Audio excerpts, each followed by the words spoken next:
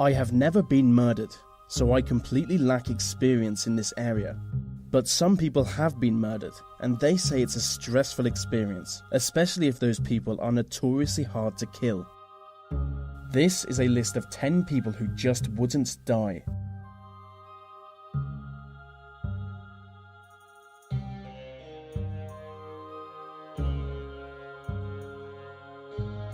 Edward Teach was the angry English pirate known internationally as Blackbeard. Blackbeard was hated in many countries and on all 7 seas, but it was the governor of Virginia who ordered his assassination. Blackbeard was anchored at an island with his crew when he noticed 2 approaching ships, and in good time the pirates boarded their own ship and sailed out towards the others. They turned their cannons to the assassins and started blasting them with what I can only describe as a Donkey Kong load of cast iron. After 1/3 of the assassins were killed and one of the ships was destroyed, Blackbeard and co decided to board the other.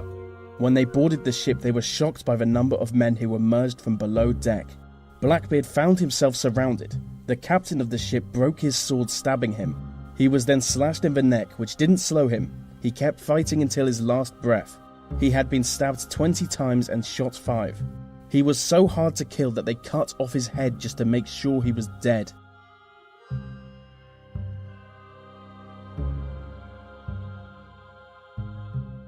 Joseph Tito was the president of Yugoslavia. He was the man Stalin couldn't assassinate, standing strong and healthy after 22 attempts. In fact, some historians claim that Tito even had Stalin poisoned. When Joseph Stalin died, a letter from Tito was found in his office. The letter read, "Stop sending people to kill me. We've already captured 5 of them. 1 with a bomb and another with a rifle. If you don't stop sending killers, I'll send 1 to Moscow, and I won't have to send another." It reminds me of what the IRA said after they failed to assassinate British Prime Minister Margaret Thatcher. In a statement, they wrote, "Today we were unlucky, but remember, we only have to be lucky once."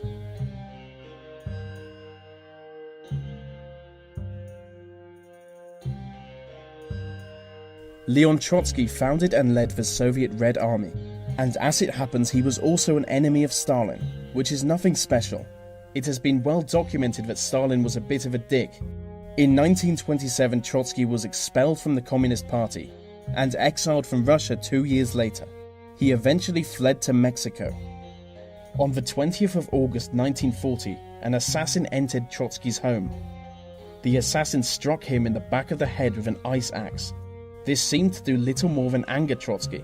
He attacked the assassin, wrestling him to the ground. With an axe still lodged in his brain, Trotsky was able to hold down the assassin until his bodyguards realized what was happening. Which is just embarrassing for the assassin, especially considering Trotsky was 60 years old. Due to blood loss, Trotsky died 1 day later.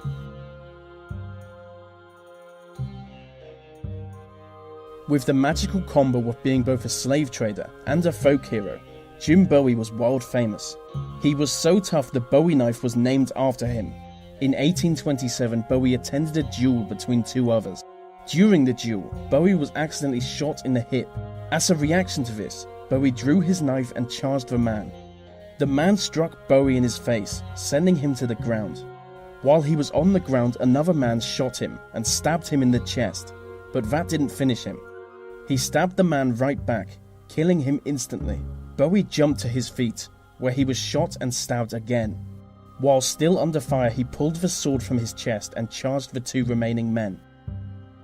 At this point, I would have assumed him to be some kind of immortal being, which might explain why the 2 men actually ran away from him. Bowie lived another 9 years.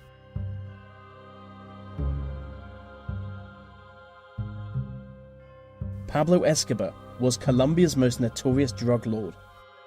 He was known as the King of Cocaine, with an estimated net worth of $30 billion. Just like everyone else on this list, Escobar had a lot of enemies, partly because he regularly arranged the assassinations of judges and police officers. In 1993, a task force of American soldiers and Colombian police officers joined a large group of the families of Escobar's victims with the aim of killing Escobar. Long story short, they found him and immediately started firing their weapons at him. In a shootout that almost exhausted South America's bullet supplies, Pablo Escobar was chased across rooftops. After getting shot quite a lot of times, he shot himself through the head. He always told those close to him he would shoot himself through the ears rather than be captured.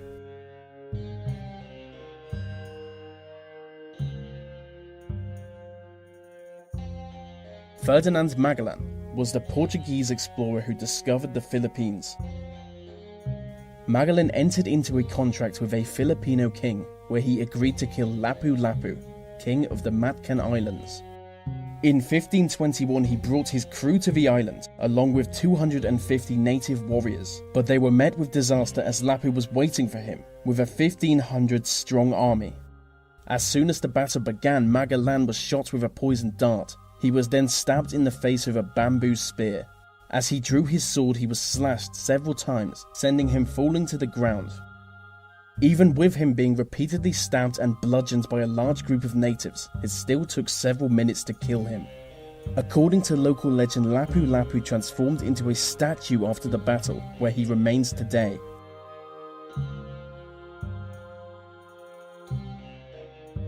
Gabriel Garcia Moreno was the president of Ecuador between 1861 until his death in 1875.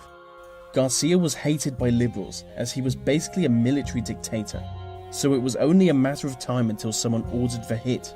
On August the 6th, he walked out of a Catholic cathedral to be met by a group of assassins.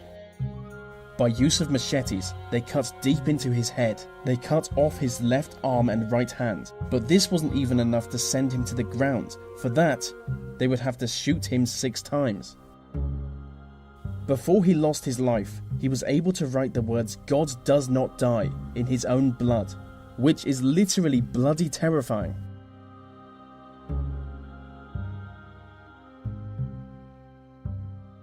Ned Kelly was the most famous Australian outlaw of the 19th century. His first run-in with the law was when he stole a pig from a Chinese man named Ah Fook. I must admit, when I first read that, I thought it was a joke, but it's just the truth. He stole a pig from Ah Fook. But fast forward 11 years and Ned Kelly is a serious criminal. In June 1880, while 2 trains full of police are steaming to arrest him, Kelly and his gang rounded up 62 hostages inside an inn. When the police surrounded the inn, Kelly emerged from the doorway wearing bulletproof armor. As the armor protected Kelly from the assault and the police began to panic, he took a shotgun clap to the legs, which was the only area not covered by his armor. Falling to the ground, he was soon captured and eventually hanged by the neck until dead.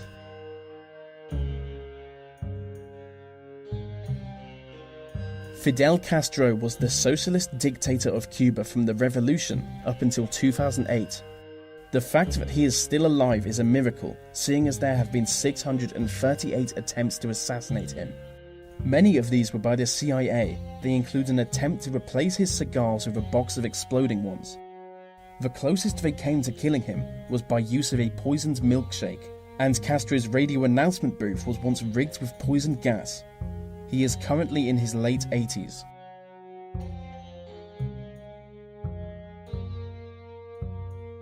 Rasputin was a Russian faith healer who managed to become a close friend of the Tsar.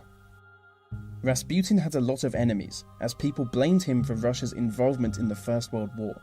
So in 1916 it was decided that he had to die. A group of noblemen invited him into a basement and treated him to poison-laced cake and wine. Rasputin ate a lot of cake and drank a lot of wine, but the poison didn't seem to affect him at all. After a while they began to wonder why he wasn't dead yet. They soon realized that he was just having a good time, so they shot him in the back with a handgun. As Rasputin looked dead, they left the palace.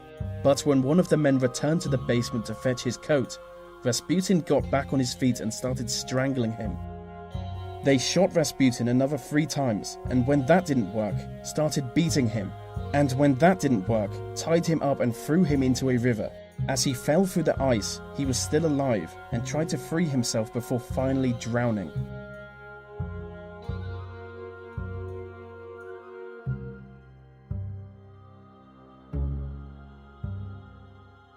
And so that brings us to the end of the list on 10 people who just wouldn't die. These videos take a lot of time to produce, so I really appreciate every like, comment, share, and new subscriber, as it really helps them reach more people.